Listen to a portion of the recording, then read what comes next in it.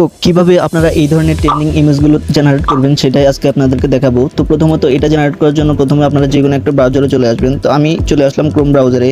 এখানে দেখতে পাচ্ছেন ক্রোম ব্রাউজার, এখানে চলে আসবেন।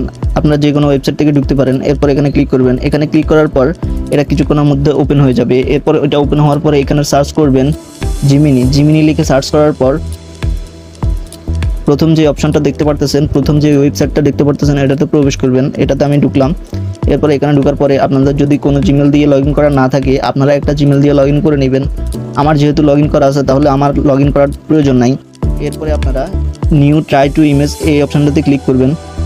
এরপর এখানে ক্রস চিহ্নে ক্লিক করে দিবেন। এরপরে নিচে যে প্লাস আইকনটা দেখতে পারতেছেন এখানে ক্লিক করবেন।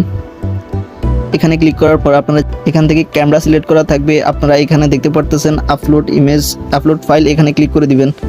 এখানে ক্লিক করে দেওয়ার পরে আপনাদের সামনে চারটা অপশন চলে আসবে। এখান থেকে আপনারা দেখতে পারতেছেন ফটো ভিডিও, এখানে ক্লিক করবেন।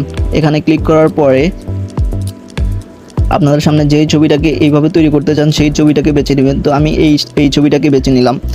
এরপরে এখানে একটি প্রম্পট লিখে দিবেন। প্রম্পটটা আমি আমার ডিসক্রিপশন বক্সে দিয়ে দিব, আপনারা সেখান থেকে কপি করে নেবেন। এরপরে প্রম্পটটা এখানে পেস্ট করে দিবেন। পেস্ট করে দেওয়ার পর এখানে যে দেখতে পারতেছেন নিচে এই অ্যারো চিহ্নটার উপরে ক্লিক করবেন। এই অ্যারো চিহ্নটার উপরে ক্লিক করার পরে ছবিটা জেনারেট করা শুরু হয়ে যাবে। এরপরে একটু অপেক্ষা করলে আপনাদের তো দেখুন আমাদের ছবিটা জেনারেট করে দিয়েছে। এইভাবে আপনারা এই প্রম্পট দিয়ে এই টেকনিক ব্যবহার করে আপনারা এইভাবে ইমেজ তৈরি করতে পারবেন।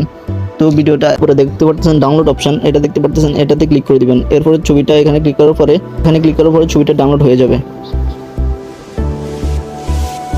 ছবিটা ডাউনলোড হয়ে গেলে পুরো এইচডি হয়ে আপনার গ্যালারিতে চলে আসবে। তো এইভাবে তৈরি করবেন আপনাদের ইমেজটা। সো এই পর্যন্ত আজকের ভিডিও।